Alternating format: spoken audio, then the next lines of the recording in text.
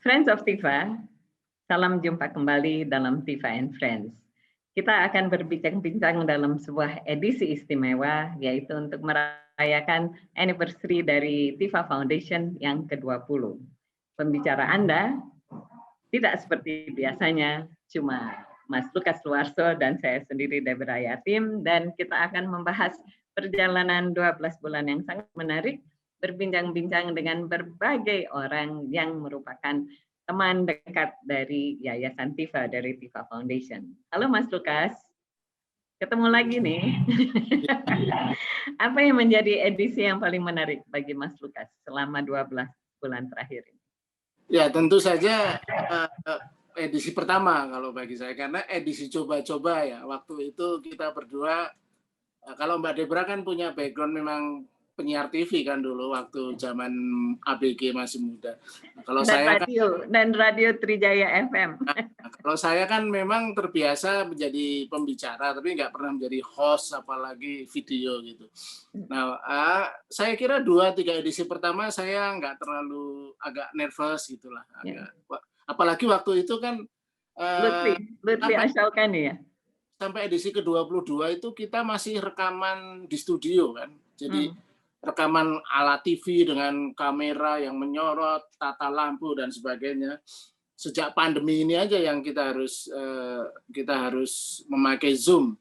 Nah, apalagi waktu itu seingat saya edisi pertama kita mendiskusikan isu yang sedang ramai tentang toleransi beragama.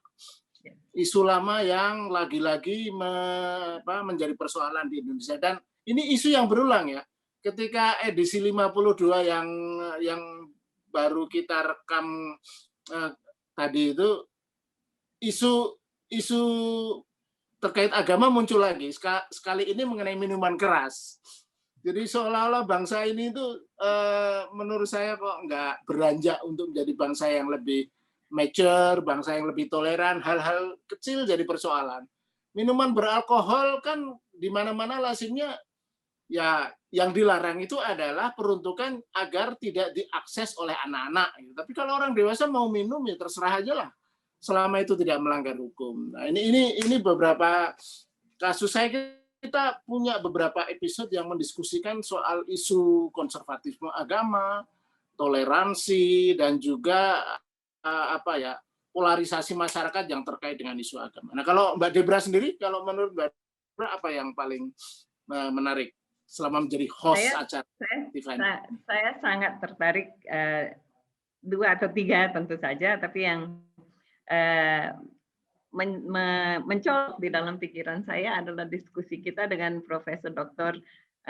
Nuke dari LIPI tentang carut marut mekanisme melakukan research di Indonesia. Jadi beliau kan pakai istilah labirin research di seluruh Indonesia. Bagaimana kita agak sulit menggali ilmu yang ada di dalam Republik Indonesia dan lalu menampilkan dan menyajikan ke dunia internasional. Lalu beberapa pekan yang lalu saya ngobrol dengan Arga Setiadi, anak muda yang rentang usianya dengan Mbak Nuke itu mungkin 40 tahun. Beliau anak-anak muda ini mengatakan hal yang sama. Jadi carut marut research kita, research dari Indonesia oleh akademisi Indonesia tidak bisa tampil bahkan di ranah ASEAN karena kita tidak mempunyai kemampuan menyajikan secara ilmiah. Itu kan sesuatu yang sangat mengkhawatirkan. Jadi di satu pihak kita mengeras secara ideologi dan hal-hal yang kita yakini lebih tentang hitam putih, dosa dan tidak dosa. Miras kan maksudnya kita ngomong di ranah intelektual, tapi kita ngomong tentang dosa hitam dan putih, dan lalu menyajikan diskursusnya tidak bisa hitam dan putih. Itu kan harus ada wacana, harus ada argumen, kontra argumen dan sebagainya. Rupanya mungkin yang menjadi persoalan bangsa Indonesia adalah kita tidak pernah dididik dari SD, SMP, SMA bagaimana berdebat, mempertahankan argumen, dan tidak usah terjerembab di dalam right or wrong, dosa dan tidak dosa, tetapi mencapai sebuah argumen yang bisa dibantah atau tidak dibantah oleh lawan bicara. Dan saya kira dari 52 episode kita, hal itu yang ada di bawah permukaan. Jadi hal melahirkan cara berdiskusi dengan baik. Kita berdua kan tidak selalu setuju dengan si narasumber kita, tapi kan kita boleh berbantah-bantah secara intelektual. Ya, saya setuju itu. Kalau dalam istilah yang saya pahami, apa yang disebut Mbak Debra, kemampuan berdebat dan sebagainya itu, mungkin dalam istilah saya sebut sebagai itu, kurangnya pembelajaran atau pendidikan untuk berpikir kritis atau critical thinking. Ya.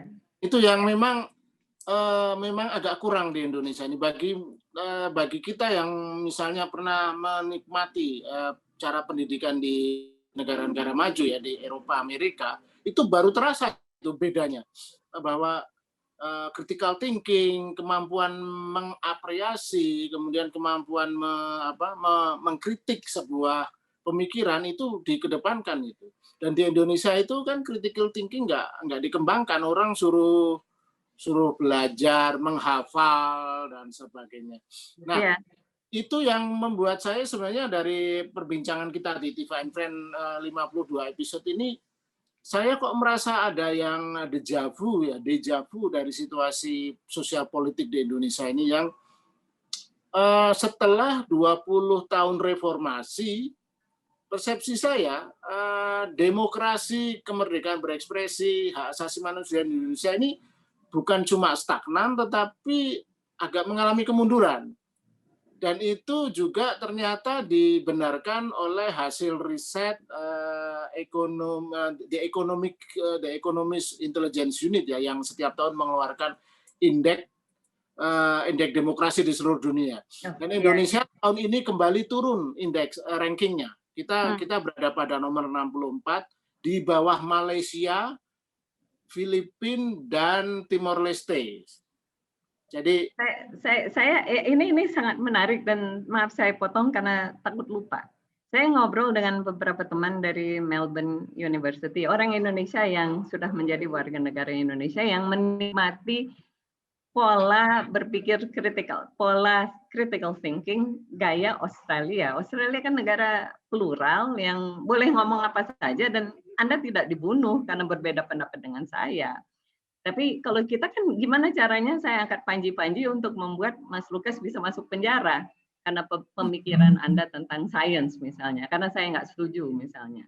Tapi nah ini kata teman-teman saya begini, Deb, di negara lu, negara gue juga, kita itu SD, SMP, SMA kita selalu dikasih multiple choice apa Mas?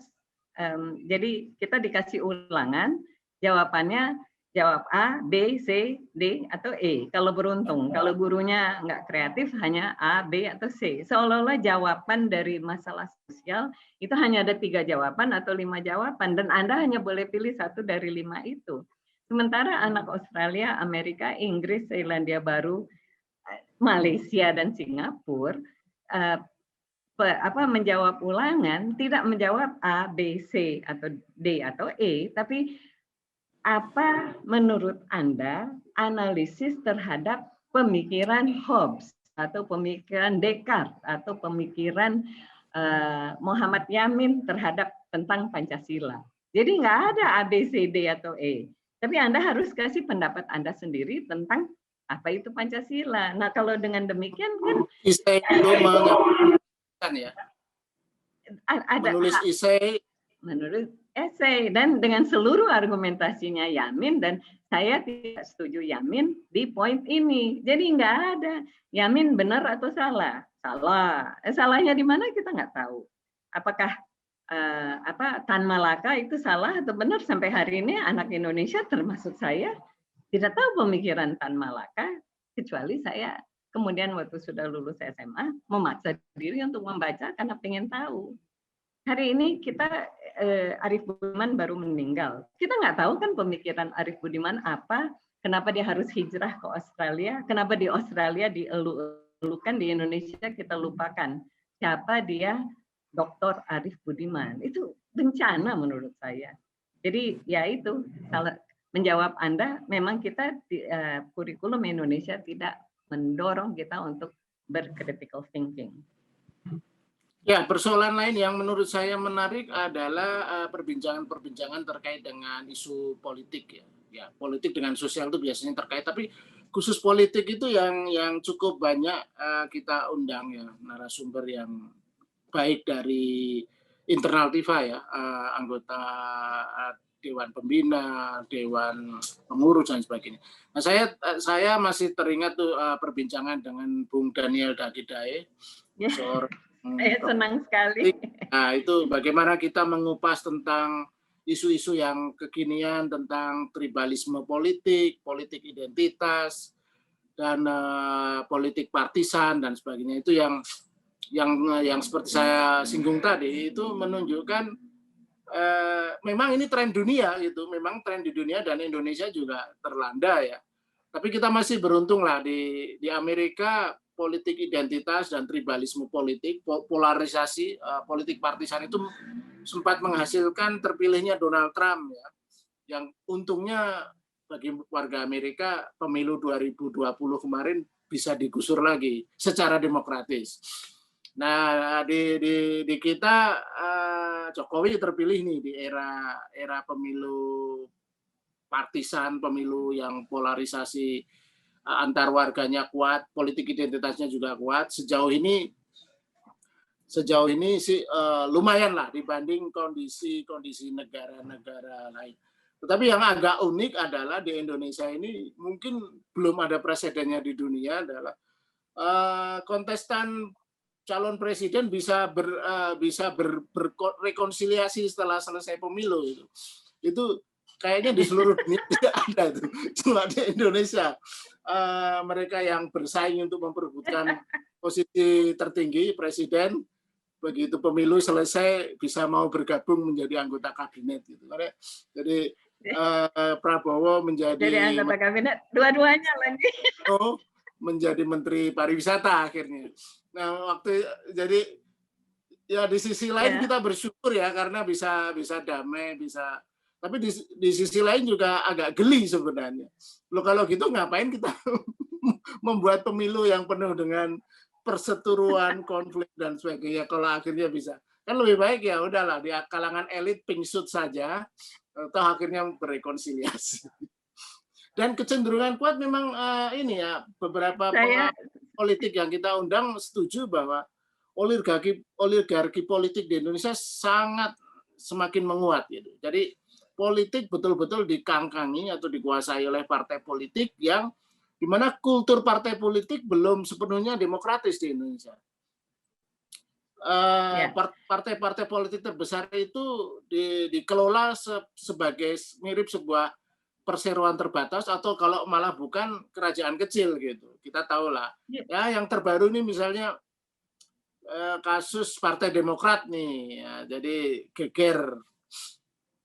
Itu cerminan menurut saya kondisi partai politik di Indonesia yang belum mature, belum demokratis, tetapi begitu dipercaya untuk mengelola demokrasi di Indonesia. Kalau demokrasi di internal partai aja bisa nggak berjalan, bagaimana bisa menegakkan demokrasi di level negara? Saya ingat itu wawancara dengan dua cewek sangat hebat di dalam keluarga TIFA sendiri, Dr. Ani Sucipto dan Bivitri. Bivitri siapa? Bivitri ngomong tentang Omnibus Law yang waktu itu mencemaskan Mas Lukas dan saya. Tapi Ani Sucipto kan mengingatkan bahwa istilah Mbak Ani bukan tribalisme apa ya, Mas Lukas? Jadi tentang bukan oligarki, dia istilahnya jadi pengelompokan istilah dia. Jadi Jokowi kok malah tunduk, dia adalah orang di luar kelompok-kelompok ini, elitis politik, tiba-tiba beliau tunduk di dalam pengelompokan ini. Jadi dia menjadi suara kita yang orang-orang bebas, ternyata dia pun tunduk kepada kenapa? Dikutasi oleh oligarki.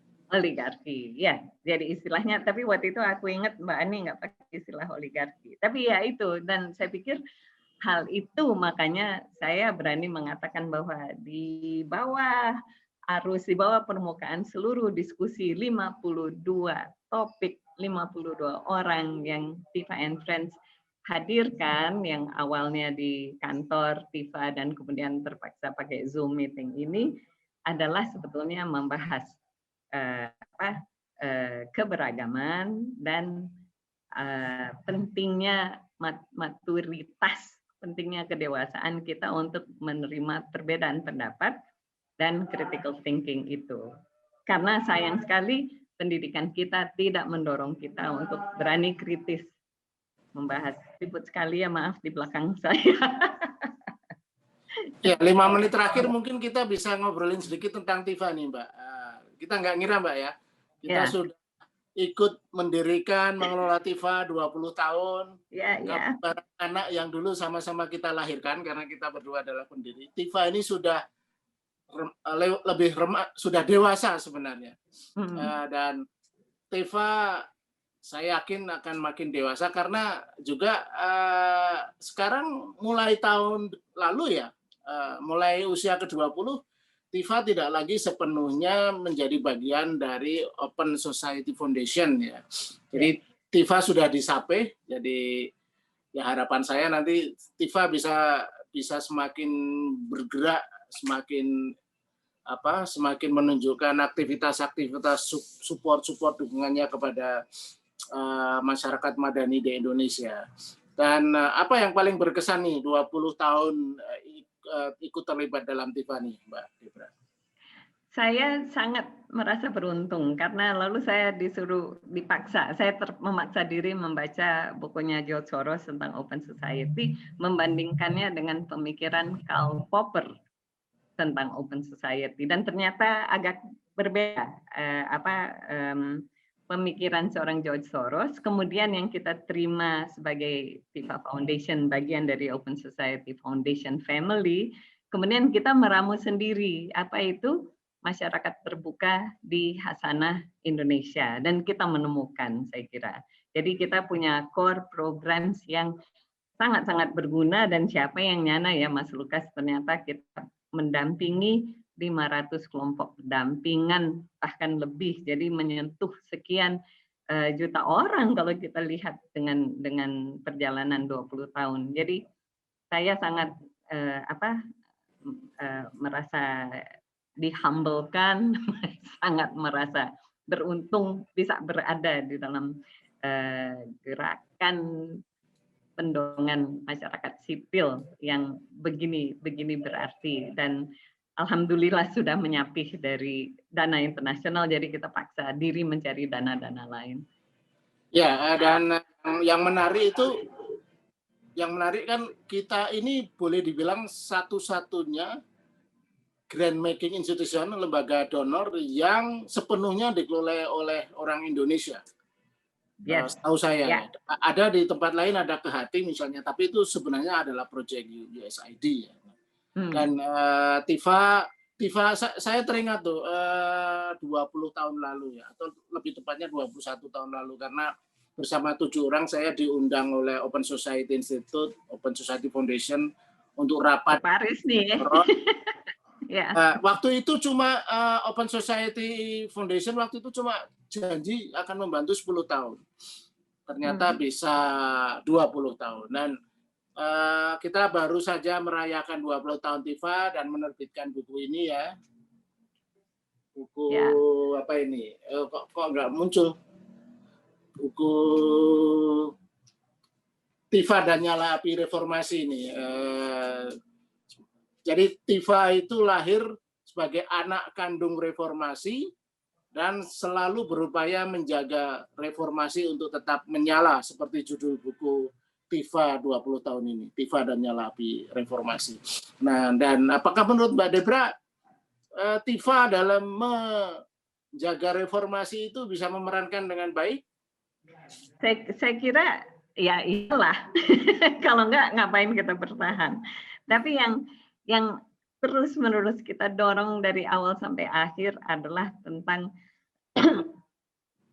pemikiran terbuka itu. Di dalam kita kan tidak semua setuju misalnya LGBT, tetapi kita tetap akan mendukung itu. Kita ada beberapa yang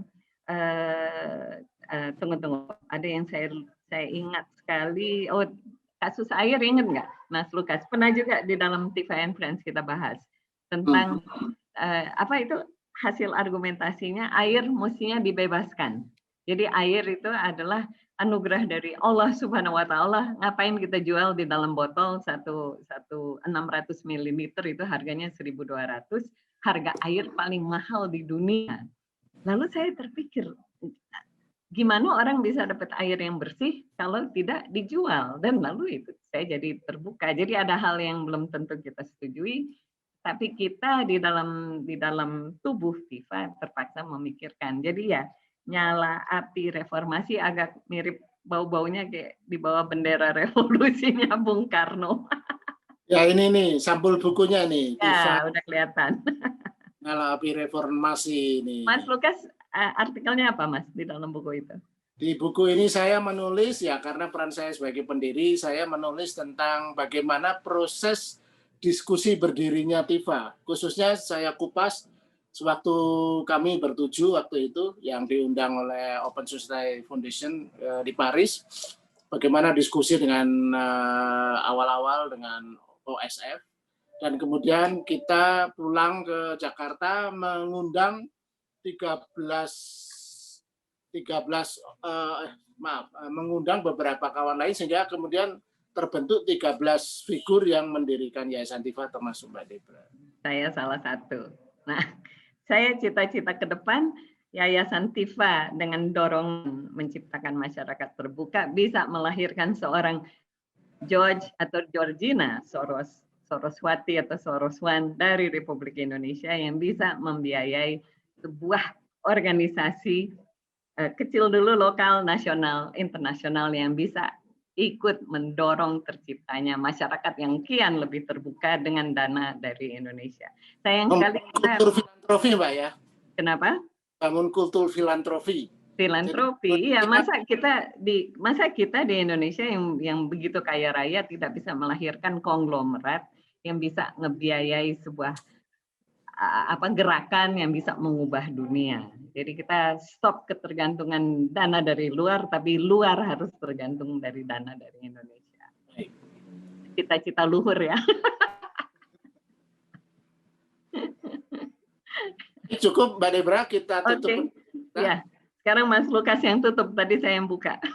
Ya, baik Friends of Tifa, jadi lebih dari setahun. Memang apa yang kita sebut dengan proyek diskusi di channel YouTube ini memang kita uji cobakan selama setahun. Jadi ini episode ke-52.